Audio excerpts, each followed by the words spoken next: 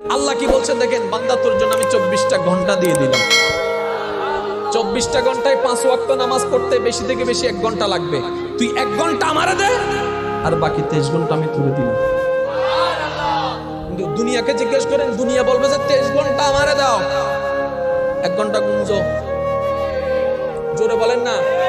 বসে বলবে যে 23 ঘন্টা আমারে দে, 1 ঘন্টা খাওয়া দাওয়া, তোর বাকি কাজ। কিন্তু ওই মহান রব কি বলে, 1 ঘন্টা আমাকে দাও, 23 ঘন্টা তুমি। আল্লাহর ওয়াস্তে এবার আপনারা বুঝতে পারবেন আমাদের জীবনে গুনাহ বেশি না সওয়াব বেশি? আরেকটু জোরে। আমার জীবনে গুনাহ বেশি। আমার মতো পাপীরা একটু বলেন তো, আমাদের জীবনে কি গুনাহ বেশি না সওয়াব বেশি? আমার মা বোন শুনছে হয়তো, ওনারাও হয়তো আমাদের সাথে একমত যে আমাদের জীবনে সওয়াবের তুলনায়